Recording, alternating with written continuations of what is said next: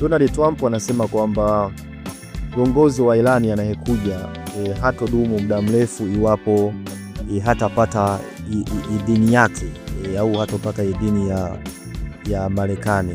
Na haya yanakuja wakati baraza la wataalamu yani Assemblies of Experts ambalo linaongozwa na rais wa Irani Masoud Pezeshkian, Alireza Laati pamoja na jaji mkuu wa serikali Ghulam Hussein likijiandaa kumtangaza mrithi wa Ayatollah Ali Khamenei.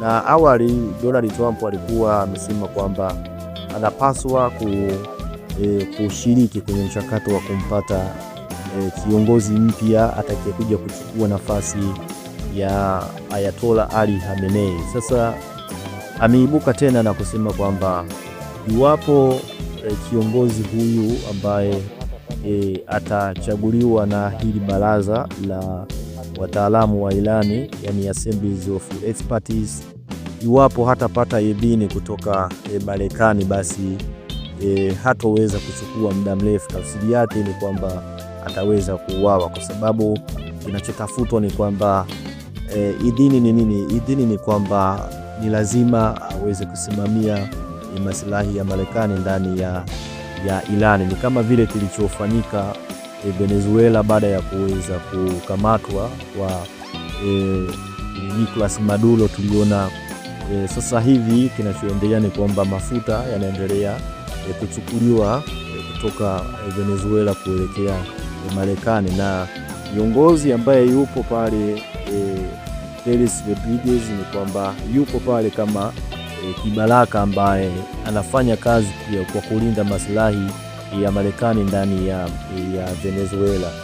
Sasa Irani sio Venezuela, na nilishasema awali kwamba Irani ina misingi ambayo imejiwekea, yani hata kama ametoka Ayatollah Ali Khamenei, tutegemee kiongozi pia atakayekuja hata kuwa na tofauti kubwa na kwenye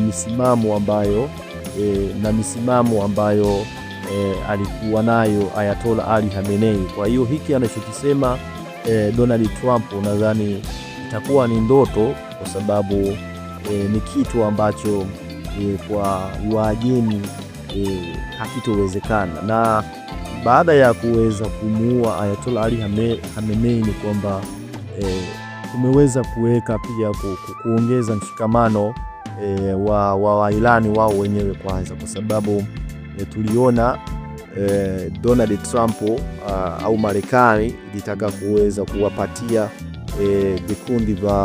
vikundi ambazo vipo ndani ya Irani ambazo vilikuwa viungi mkono serikali kwa ajili ya kuweza kuendesha uasi ndani ya Irani, lakini mwisho wa siku tukashuhudia hivi vikundi vikishikamana na serikali au na vikosi vya kijeshi vya serikali. Kwa hiyo imekuwa ni ngumu kwa Marekani kuweza kutumia vikosi vya ndani kwa ajili ya kuweza kutimiza malengo yao ndani ya Irani, kwa sababu tulishaona kwanza Wakurdi ambao wametumika sehemu mbalimbali, wameweza kutumika Syria, wameweza kutumika Irani wakati wa kipindi cha Iraki wakati wa kipindi cha vita kati ya Marekani pamoja na Iraki wakati ule Saddam Hussein.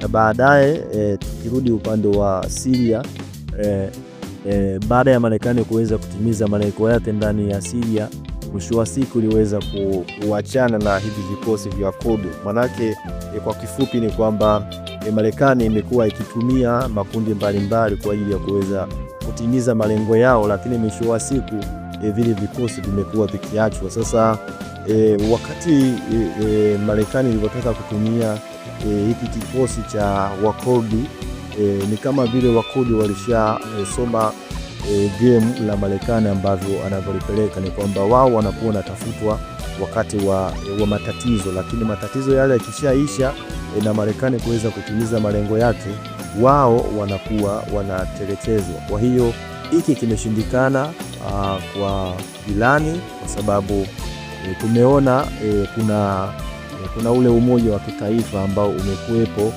katika kipindi ambacho vita inaendelea kati ya Irani pamoja na Marekani kwa kushirikiana na Israeli.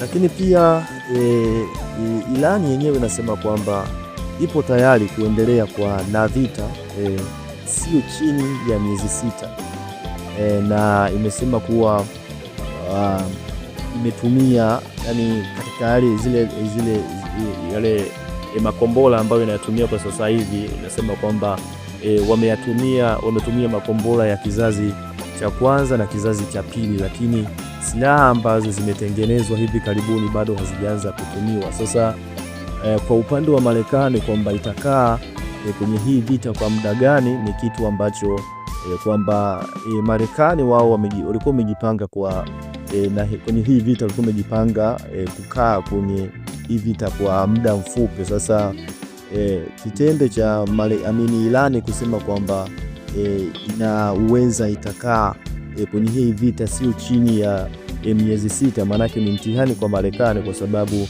tunafahamu kwamba Irani uwezo wa kukaa zaidi ya hiyo miezi 6 upo kwa sababu ya silaha ambazo wanazizalisha. Lakini tukija kwenye masuala ya kiuchumi, silaha ambazo wanazizalisha ni silaha ambazo zenyewe ni za bei ndogo. Ukiangalia drone za Shahidi ambazo zinagharimu takribani dola 20,000 hadi 50,000, lakini kwa upande wa makombora ambayo Marekani na Israeli wanatumia kwa ajili ya kuweza kuintercept hizi drone ambazo zinakuwa zimetumwa na Irani, zina cost takribani dola milioni 1 na kuendelea. Kwa hiyo ukija kuangalia kwa upande wa kiuchumi, maanake Marekani kukaa kwenye hii vita kwa muda mrefu, kitakachokuja kutokea maanake itakuwa ni hasara za kiuchumi. Lakini